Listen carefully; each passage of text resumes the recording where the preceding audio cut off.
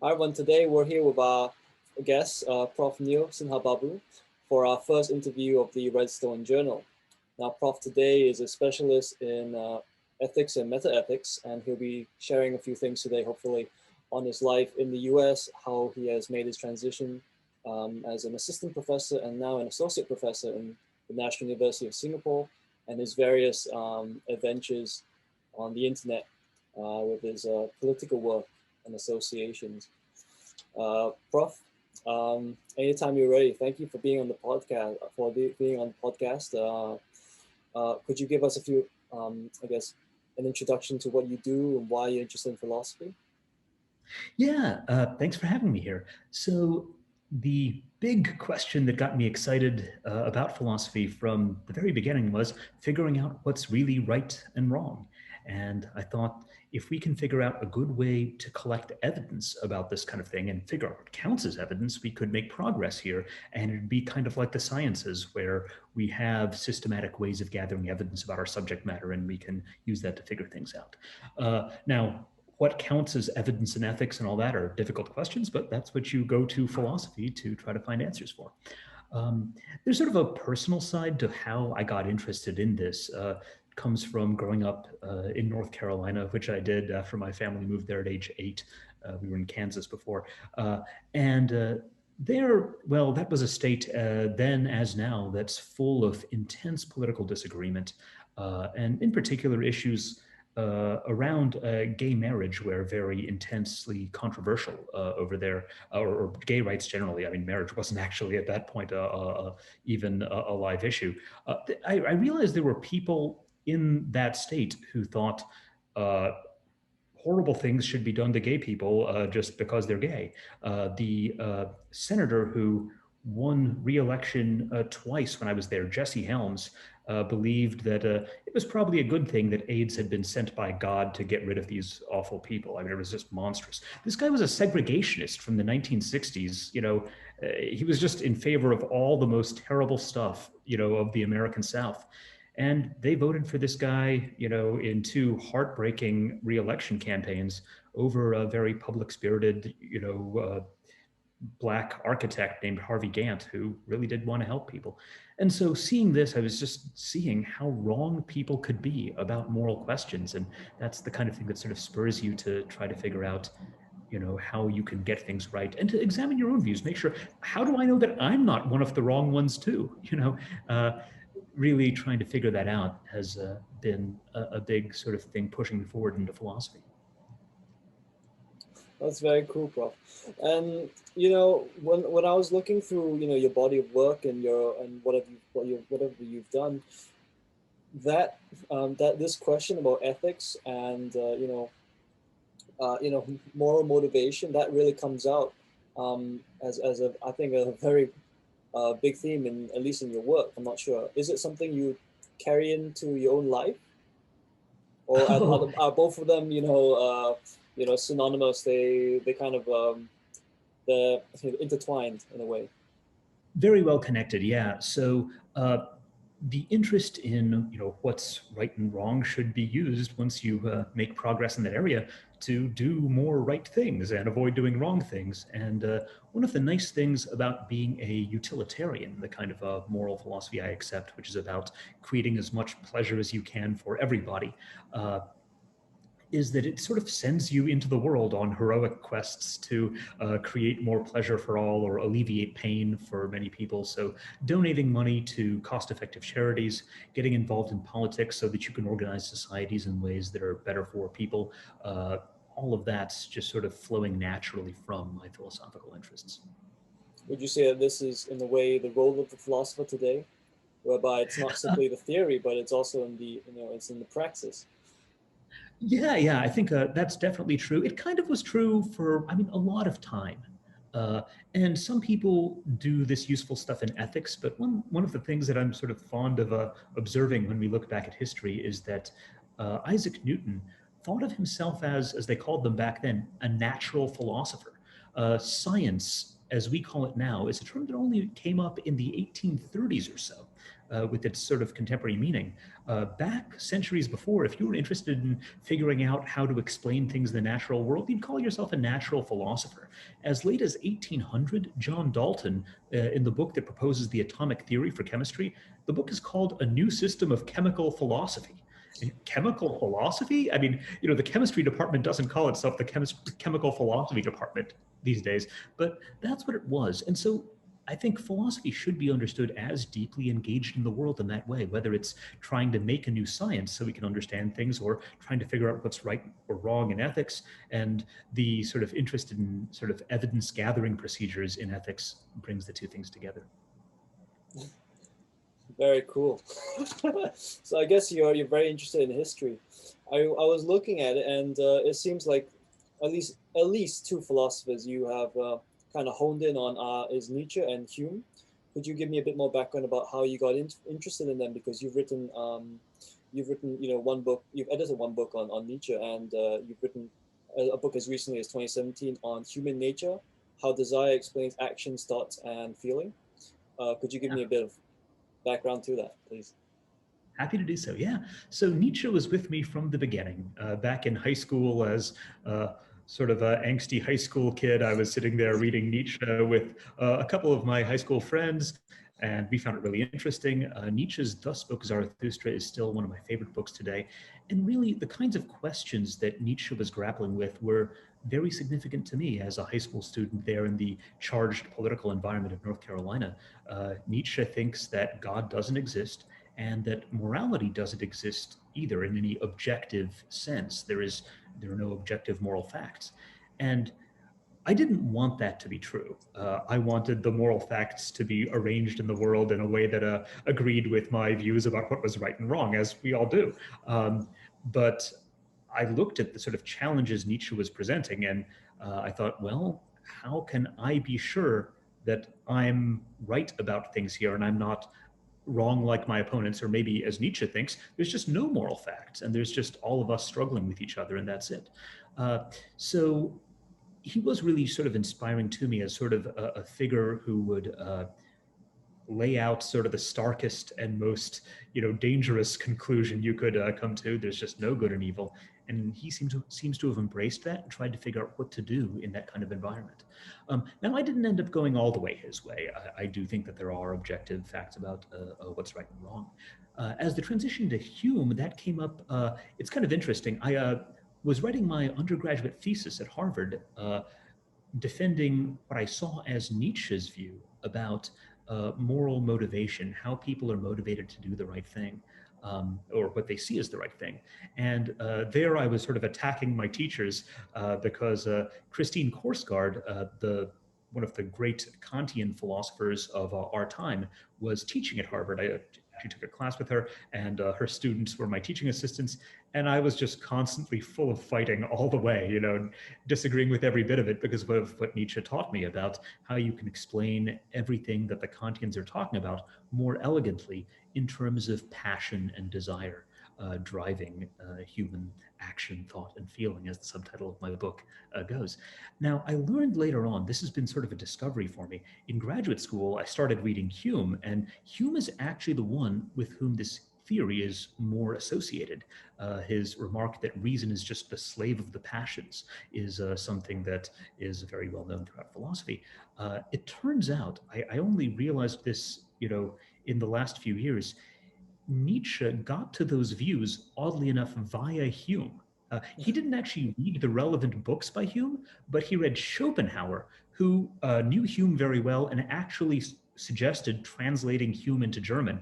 Unfortunately, the publishing house refused Schopenhauer's book contract request. He got turned down, and so we didn't get the good translation of Hume into German that Nietzsche could have read and then figured out, oh, that's where it's all coming from. But he got it through Schopenhauer because Schopenhauer just kind of kept the ideas going. And so I'm writing about this right now in a paper that'll be coming out soon.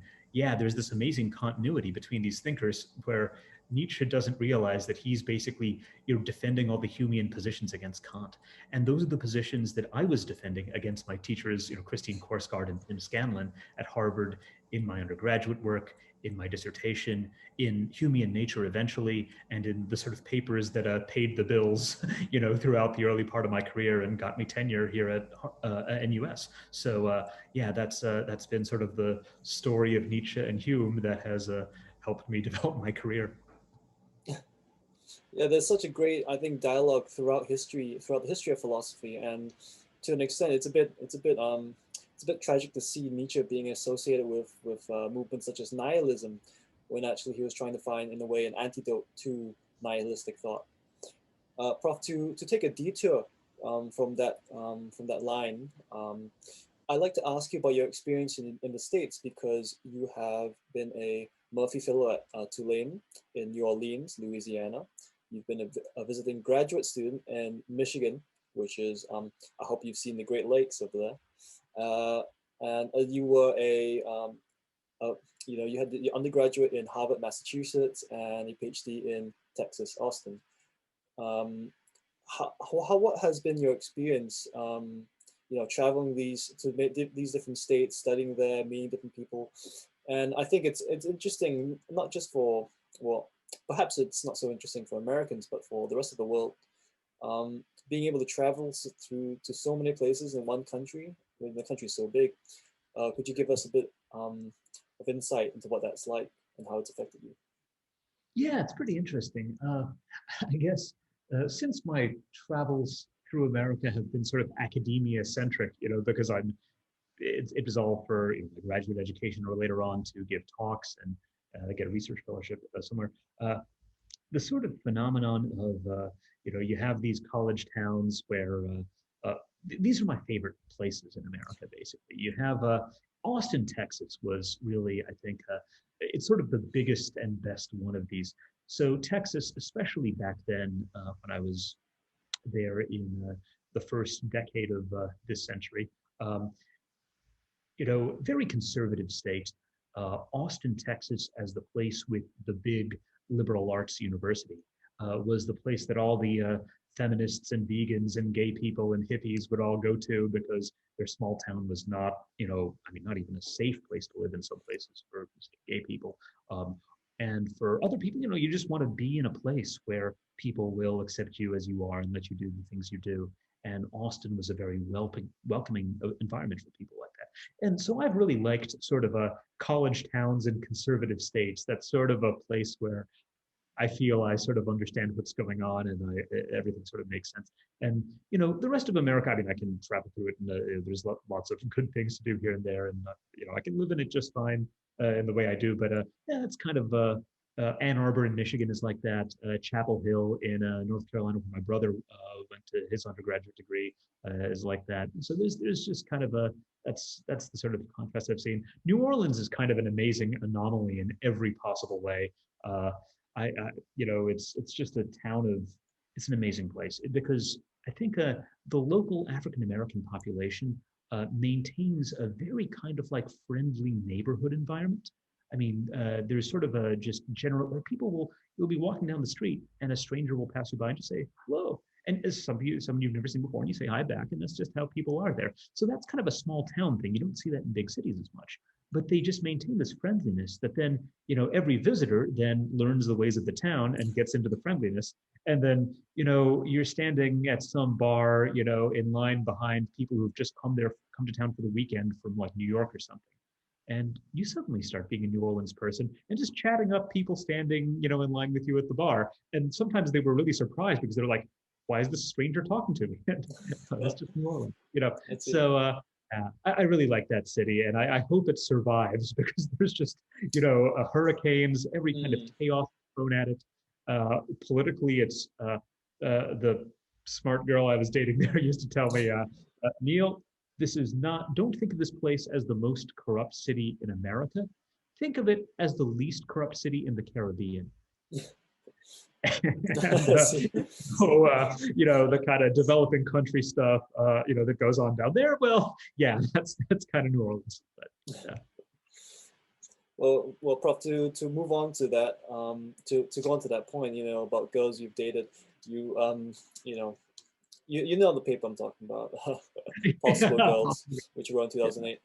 Could you explain a bit more about that and to give a bit of context? Because an article was published on Vox about it and has received a lot of traction throughout the world. I sometimes go to various places on the internet and I will see people citing that paper on Instagram too. They will cite that paper, and it's always in good fun. Wow, I'm so honored. I've seen people say it in a couple places. I didn't even know about Instagram because I'm just not as Insta active as some people are. But wow, that's really cool. Yeah, I've just been delighted by the reception of that paper. So I'll just say a little bit about it and what was going on when I was writing it. So this is a paper that it's sort of a well, what I was reading at the time was a book by a philosopher named David Lewis called On the Plurality of Worlds. And in this book, David Lewis sort of presents his theory that there are an infinite number of universes just as real as ours, sort of concrete, sort of alternate universes out there. And he thinks that this is very important because it'll give something for our counterfactual claims to be about.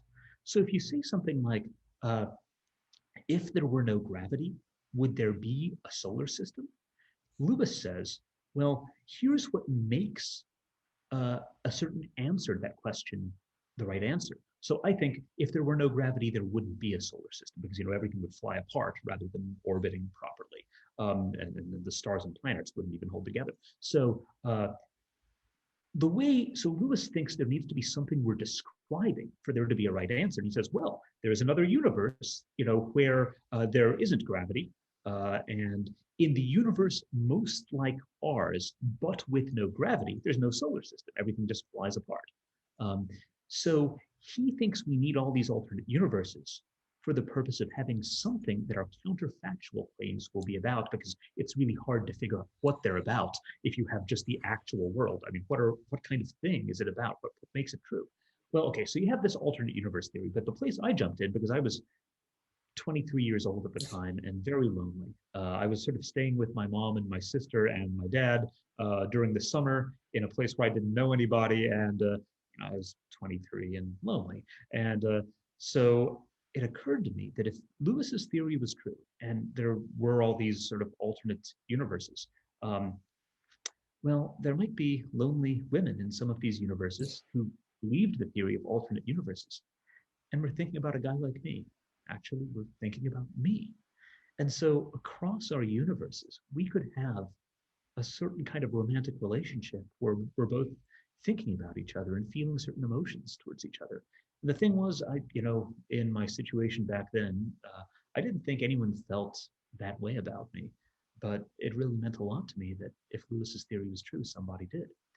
Um, and so I wrote this paper basically about how to set up a one-to-one relationship across the space of alternate universes. Lewis calls the universes possible worlds, and so the paper is titled Possible Girls.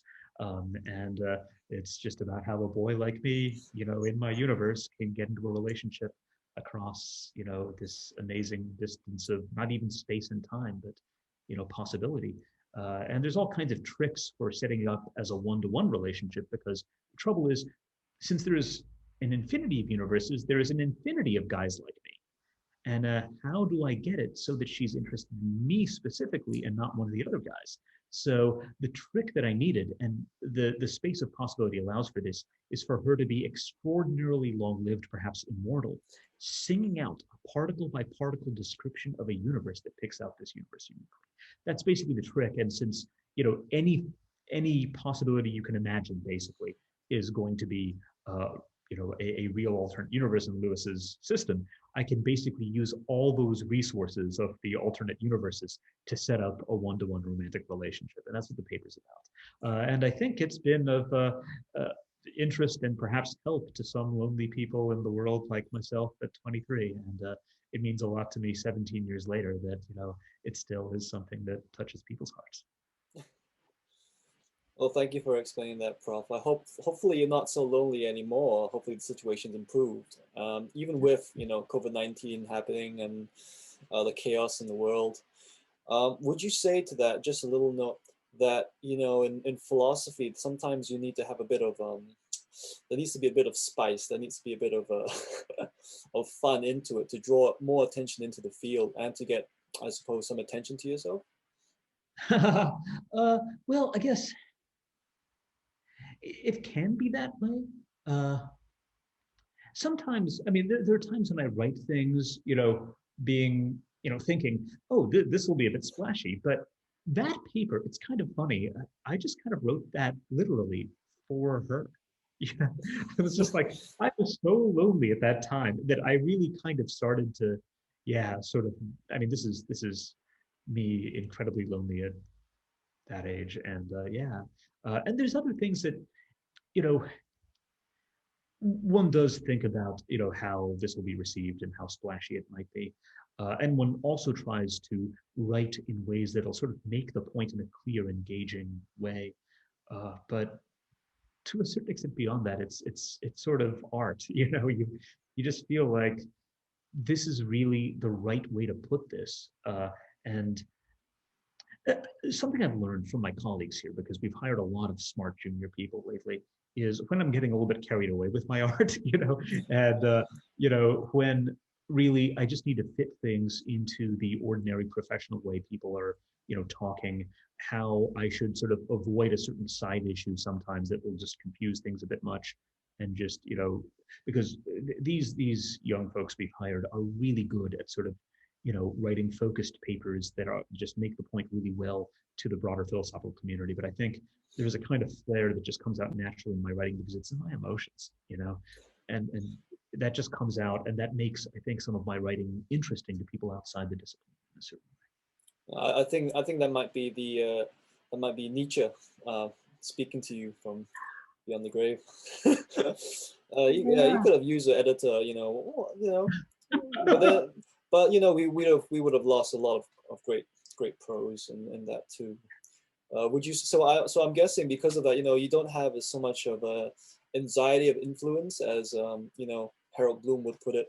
You can more or less write freely on whatever you feel like, and you don't feel, in a way, any anxiety being in this long line of philosophers and contributing your own work to this great dialogue through the ages, Yeah, to yeah, put it in a way. yeah. I mean, I understand what you mean about anxiety there, but I guess the feeling is a bit more like the anxiety of being, the basketball player who gets to play in the championship game, or someone who has, and there's, stress and the risk of getting it wrong, and losing one's opportunity to contribute, and just, not winning the championship or failing in some. But really, on the other side, there's the opportunity for just accomplishing something great, and if you can figure out what counts as evidence that something is right or wrong, or if you could help people understand what the amazing poetic way Nietzsche wrote Zarathustra, what he's trying to say with that poetry. Uh, well, these are opportunities. The beautiful thing about being a philosophy professor and getting tenure, which I have now, is you just have time and space to work on projects that will make something beautiful for people, that will answer questions. And that's really what I want to be doing with my time when I'm not teaching. Thanks, bro.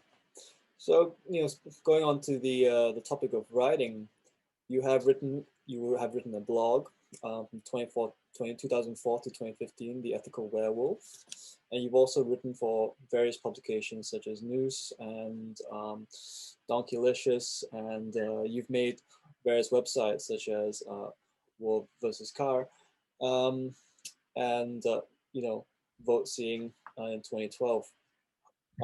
Could you give so I guess in a way there are two topics at hand here. One, it's you're writing outside of academia, which you do on your own time, I suppose, and your activism, whatever you like to call it, in U.S. politics. If we could start with the writing, could you explain a bit about the ethical werewolf and maybe I guess where moral motivation and ethical questions come into play and why you want to start that? Yeah. Just to explain the name of the blog, that'll actually connect up kind of nicely to this a topic of moral motivation. Yeah, one of the things where I'm on the side of Hume and Nietzsche against, say, Immanuel Kant, Plato, and my teachers at Harvard, uh, is on this question of whether passion or reason is driving uh, human, practical, sort of action-oriented psychology. I'm on the side of passion. Kant, Plato, and Christine Korsgaard and Tim Scanlon are on the side of reason. Um, and the name of the ethical werewolf kind of appealed to me because of this idea of how continuous, we are with the animals, and a werewolf kind of symbolizes that. You're part dog and part human, and I think that's basically if you try to sort of position my, views in moral psychology with some. Creature of fantasy, the werewolf would sort of be the totem creature as the you know, creature who's just sort of continuous between humanity and animality. So yeah, that's what I think we are. Our how do we differ from dogs? Well, just in a couple ways. Not really that big. We have more working memory. We have finer grained abstract concepts. But really, when it comes to how do we act, it's just we have a bunch of passions, and they interact with our beliefs, and we move around and do things, and we're hungry for various things, and we have various social emotions towards others. And sometimes our passions take fairly abstract kinds of objects, like, you know, making some scientific discovery, or a world peace or something like that the dog can't really think about. But it's just the objects of thought that are different, and the sort of you know passion inside is the same. And so that's what gave me the name. But then I wrote all kinds of things there, political stuff, philosophical stuff. The political stuff took off with me just writing, philosophy some of the time and politics some of the time. And then Ezra Klein, who in those days, before he made his rapid ascent to running Vox and now getting hired by the New York Times, I think. Before in the early days, he was just a college kid at some state university in California who was rising among bloggers by writing up excellent descriptions of the healthcare systems of various countries and helping people understand what the different healthcare systems of European countries especially were like, so that US healthcare reformers could look at them and sort of choose among them. And then he saw me out there, here's this smart guy who's occasionally writing about politics, and had me write for him on the weekends. Because he was just getting given so many writing jobs that he couldn't manage them all, and he wanted to keep his blog, active on the weekends while having a social life. So he just brought me and some other folks in. And that was kind of my rise to 10,000 people reading me a day. The John Edwards presidential campaign back in 2007, when they were in that primary, getting in touch with me and sort of they actually offered me a job at one point, which I turned down because I needed to finish my PhD and get a job in philosophy. And I remember the guy sort of talking to me and being like, "Okay, so how much will you get paid if you get this philosophy job?" And I was like, "Okay, well, this will be a comfortable middle class salary." And he's like, "And how much are you getting paid now?" And I was like, "Getting like $15,000 a year as a grad student TA." And he's like, "Oh wow, so you stuck it out that long for." Okay. And he was like, okay, well, I guess we're not going to get this guy for our job at a campaign that might, that actually did sort of fold in a year, as primary campaigns do. So yeah, then other people had to be hired, but that was yeah. So I kind of rose to that level, and then all these other projects. Really, the way this works is at some point I get passionate about some particular issue, or upset about something, or who knows what. Uh, and then an idea gets my head, and I can't do anything else except work on the idea. And War or Car was, I think, one of the prettier instances of that. So I really wanted to make clear to people how incredibly costly the Iraq War was. That's the worst decision that America has made in my lifetime. The decision to invade Iraq. A million people, or somewhere between 500,000 and 1 million, I'm not exactly sure, it's really hard to count, something in that range of people died unnecessarily because of this decision. And we spent trillions of dollars on this disaster that could have been put to all kinds of other uses. So the blog is called War or Car because at that time, the amount of money we were on the hook for was 3 trillion US dollars. This is back in 2008. And I just, every day for almost 4 months, I put up a thing you could buy for the price of the Iraq War. And it's called War or Car because you could have bought every American household a Toyota Prius at that time and solved our oil issues or made a serious dent in solving them that way. But no, we had to have a war. And then I just put a lot of whimsical things up there, like you could buy the Irish all the beer they drink a year for 1,000 years. You could cover 2 smaller American states in gold leaf. You could buy enough sugar that if you stacked the grains end on end, you'd go all the way to the farthest star in the Big Dipper. It was just ridiculous things you could do with this money. And I just wanted to dramatize this to people. Buy a stealth bomber for every panda. I mean, just all kinds of ridiculous. So yeah, but yeah, and I just wanted to make it clear to people just how much, so it was kind of an art project for a political purpose.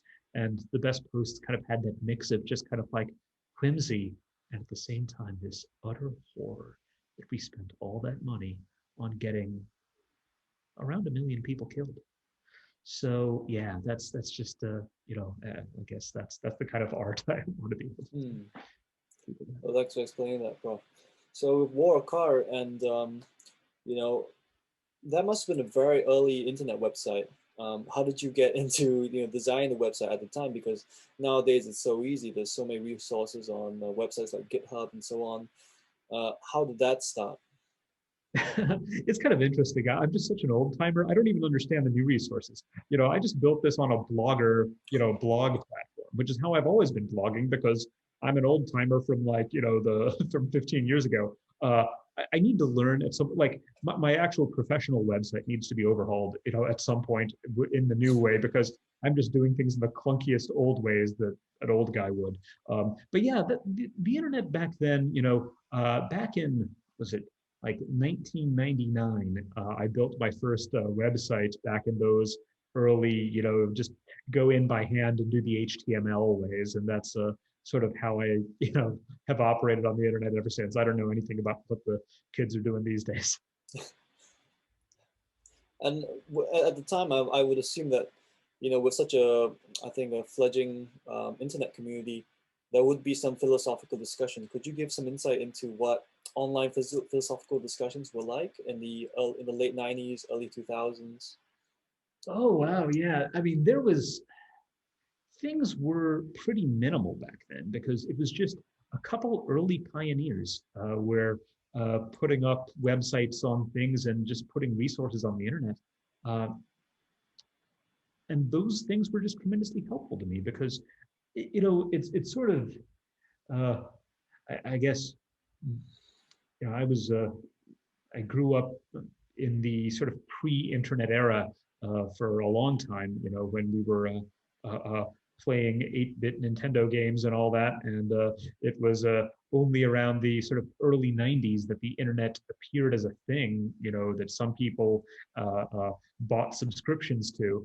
And by the mid 90s, I was on AOL, the America Online, the old primitive internet site for that Americans had. And there were little discussion groups for various things in there. And sometimes you'd find your way out to the larger internet where things were going on. And yeah, I mean, just the situation with the resources were really rudimentary and still useful because it was the first time you'd be able to just sit at your computer and like go from place to place and discuss. I'm just kind of talking like an old person right now who's like, oh, cars. Whoa, those were so neat, but yeah, it's kind of like that talking about it nowadays. No worries, Prof. Yeah, that's really cool. That's really, really cool because I'm always interested in these, well, pardon me, ancient websites that have all these very, very unique, usually, ideas and presentations on philosophy. And then at that, I think during that time there was this discussion on hypertextuality and so on, and using the internet and the future of the internet. So that's cool. could you elaborate a bit more, since we're on the topic about your involvement with various presidential campaigns, and what are your thoughts on the recent presidential campaign? I mean, as you know, you can go as far as you want with it, but you've at least you've been I think online. The president started with in 2007, 2008 presidential elections and so on. Uh, what are your thoughts? Yeah, there's many, many thoughts. If you have any specific thing you want to ask me about, just to crystallize my thoughts around something that's of most.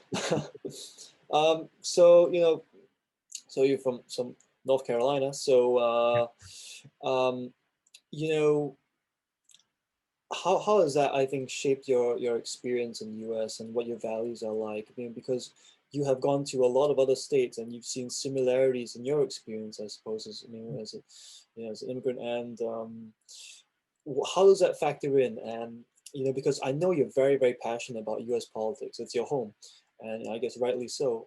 What are your thoughts on that? Yeah. So yeah, the North Carolina thing is a good place to start because one of the things I saw coming up there was just really sharp partisan disagreement in the state. When you have people like Jesse Helms, the old segregationist, with his just deadly anti-gay views. I mean, the guy was holding up funding for trying to treat AIDS on the basis of the idea that really he didn't really want those people to live. I mean, that's it's just really terrible stuff. So when you see that and you just see the extremity of just how bad the Republican Party was going to be, I mean, the badness of Donald Trump. I mean, I was a little bit surprised when he won the primary in 2016, just because candidates of his sort hadn't made it before. And but it's one of these things where the waves keep crashing in higher and higher and higher, and you think, okay, well, I think this wave won't. Oh no, oh no, and then there's just you know. But North Carolina should have, and it did kind of prepare me for the idea that no, the really terrible sentiments are out there. And what I see as the thing that, just to sort of put it in its proper context in the grand sweep of American politics, it's the culmination of something that began in 1964. That's the year that the Democratic Party and some enlightened Republicans together passed the Civil Rights Act. That's the year that it ends segregation in the South. And the Southern senators filibuster, holding up the Senate for literally 2 months to block this until the Democratic and Republican leaders from everywhere except the South basically put together enough votes to break the filibuster, end debate, vote on the Civil Rights Act, pass it. And then we get this division in American politics where basically the Republicans become the party of, I guess, the kind of white nationalism that wanted to, keep a white-dominated South and not let Black people even vote. Uh, that aligned together with wealth, and it's an alliance that holds together pretty well because, what is it, like 1 in 7 white households in America is a millionaire household, whereas only 1 in 50 Black households is a millionaire household. So, wealth and a sort of, well, white political community are actually, sometimes it's the same people, and because of that sort of anchoring force, the Republican coalition becomes that. And that's sort of the coalition that I saw up against us in North Carolina. Um, on the other side, who's on the other side? Well, all the people who run to the college town, the hippies, vegans, feminists, gay people. It's basically a diverse coalition of everybody who's threatened by the sort of closed-minded and prejudiced white nationalist ideology, together with those who see wealth pressing against them. And that's why, so I'm working on a book on this right now, a book called American Political Strategies. That's at least the tentative title. Maybe the publisher will want something more fancy, but that's the boring title that I have for now. And one of the big elements of it is sort of the history. I've told you about the Civil Rights Act, actually going back even further in American politics, but the Civil Rights Act is a good place to start, and how that sort of created these parties that hang together ideologically fairly well. Now, people talk about strains within, say, the Democratic Party between, say, Bernie people and the political establishment, but these tensions are nothing compared to what was going on in the Democratic Party from, say, the New Deal to the Civil Rights Act, where you had Southern segregationists who were just, I mean, yelling the N word proudly in speeches on the House and Senate floor, and in their party, black representatives from Harlem who the white guys refused to sit next to. You know, it was just nonsense out there. Uh, those kinds of tensions where, they're in the Democratic Party, and then it split up into the thing we have nowadays, where it's basically white nationalism and wealth versus everybody who's against white nationalism and wealth. And that's our divisions today. That's sort of the thing that the sort of early partisan environments I grew up in really kind of prepared me to, get situated in. And the idea that you wouldn't be able to find a middle that really is the reasonable middle that will sort of take the best of both sides and move together. Well, insofar as there was sort of a reasonable, thoughtful middle, that fell towards Democrats. And insofar as there was a kind of uh, you know, we're sort of white and poor and want, more money, but we don't want the black people to get it, that part of the middle kind of went to the Republicans. And that's kind of what we've had as the divisions, since then. And now they're just coming in pure and purer form. Thank you for explaining that, Prof. Look forward to that book. May I ask you, since we're on the topic, just I think we have time for maybe 3 more questions. So I'll start with the heavy one first. What do you think of the recent relief for COVID-19, and with passing of that bill, a lot of the legislation was actually authorizing military expenditure, and this was not a partisan issue, so to speak. They were quite united on the military spending. So I guess that's the heavy one. Next one is somewhat lighter. I'd like to ask you about what were, if anyone were to start reading Nietzsche, what would, I guess, the first 3 books be? And you can explain why and what order. And the last thing would be, growing up, in these college towns, what bands did you listen to? And what what was hip in the day? So starting with the heavy question. Yeah, yeah, defense bill and COVID relief. Yeah, okay, so DC, probably the most overpowering corrupt interest there that is just kind of shockingly excessively powerful is the defense industry, the military contractors. The sheer amount of money that America puts into the military is, I think, largely an effect of that.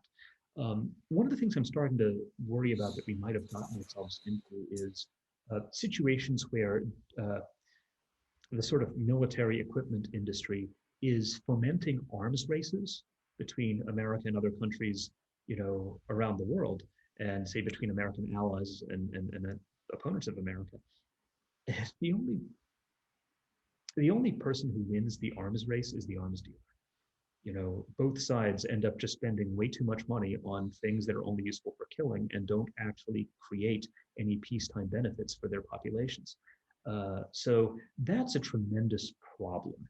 And I mean, I give $5,000 a year to Jeff Merkley, the senator from Oregon, who is really good, and a bunch of other Democrats to funds that will help them. I mean, it's actually not for these senators' reelection. I give to the really left-wing ones so they can donate to, more moderate Democrats' reelection campaigns, and the moderates will owe favors to the left. I'm trying to sort of set up that a kind of dynamic, and this donation procedure lets me do it. But then I get to go to the fundraisers to see who's there, and at basically everywhere. I mean, no matter how far left or right people are, I mean, the defense industry is there, and there's people affiliated with it there because they just their legislation is moving through Congress, and they're just this constant presence.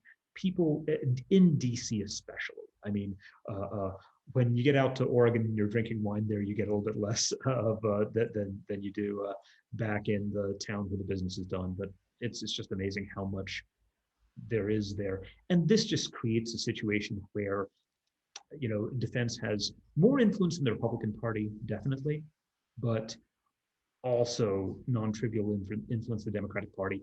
All the Democratic senators are trying to make sure their home state, you know, factory that makes sensors for airplanes is, going to be, employing people. There's all kinds of stuff like that, and that feeds into some arms race going on somewhere. So that's a big problem, and it's a bipartisan problem, more a Republican problem, but not a Democratic. Yeah, it's on both sides, and that's why you see this kind of thing. The COVID relief bill, I have to say, I mean, Mitch McConnell blocks what Mitch McConnell wants to block, and that's the reality we're living in, and that I hope the Georgia Senate races will get us some distance out of, but we'll have to see how that works. Nancy Pelosi was doing it right from the beginning. I mean, she passed a generous stimulus in May and was always pushing for more. I've been really kind of annoyed with my, allies on the left for, not quite seeing this, because they just don't understand what's going on in Congress very well, and they don't understand how Mitch McConnell can just prevent bills that Pelosi will get through the House from coming up for a vote.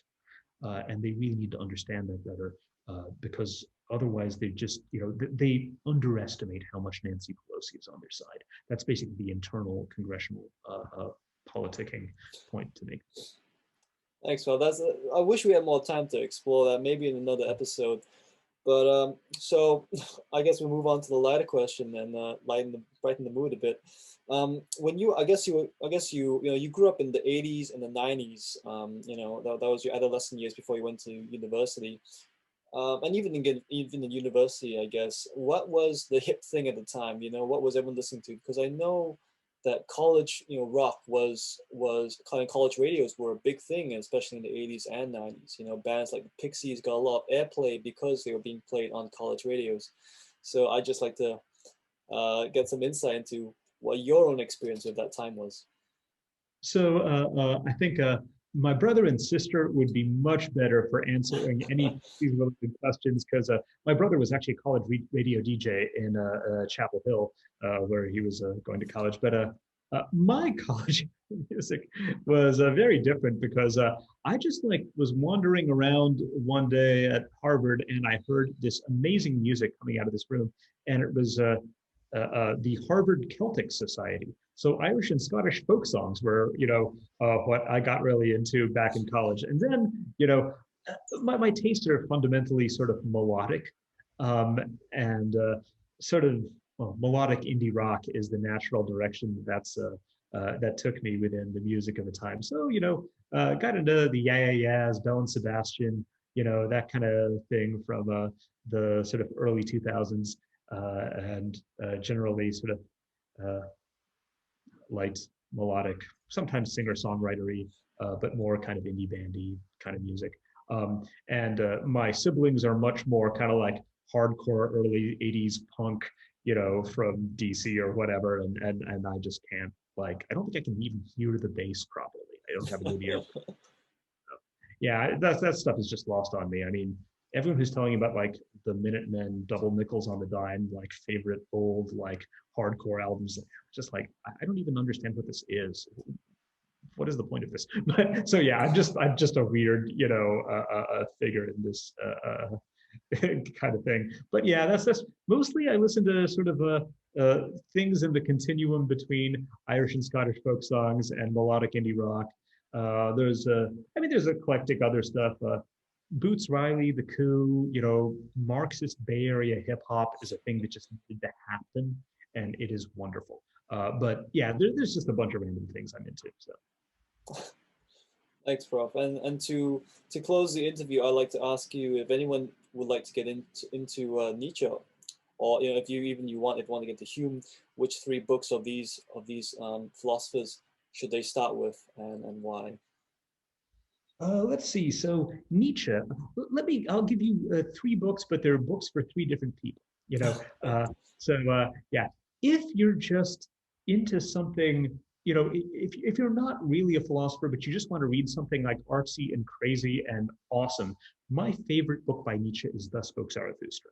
And I don't recommend it for sort of people who are interested in sort of stuff that has the precision of contemporary philosophy, but more literary people who are just into something big and artsy. I mean, this is the book Nietzsche wrote in a style that's kind of a parody of the Bible to like transform you into someone who will do great things. And there's also, I think, amazing, just like well laid out philosophical ideas that you can sort of decipher the symbols and the poetry to find. And so it's just an adventure doing that. And that's what I teach students in the Nietzsche classes I'm teaching, how to do that. That's the book for sort of literary artsy people. The book for, if you just want to read something that's kind of clear and sort of precise about things and not too bombastic, I guess uh, Daybreak is good for that. That's one of his earlier books, and that's just kind of clear and nicely written, and the nice turns of phrase are there, but it's not over the top too much. He is always over the top a little bit. And I guess the combination third book I'll mention is depending on you can have a good time reading the first part of Beyond Good and Evil. Part one of Beyond Good and Evil is just if you just want to read something that'll stir your brain a little bit and that is by Nietzsche, and maybe you're generally a philosophically minded person, but you don't have you want to spend a huge amount of time. You just want to like dip your toe in. First part of Beyond Good and Evil is sort of really good for that. Yeah. Okay, I think we're done. Thank you, Prof. Neil, for coming on to this first edition of the Redstone Journal podcast interview series. It's been a pleasure, and I wish you the best of luck for this new year with your book as well. And thank you once again for coming on to speak with us. Thanks for having me. This has been wonderful.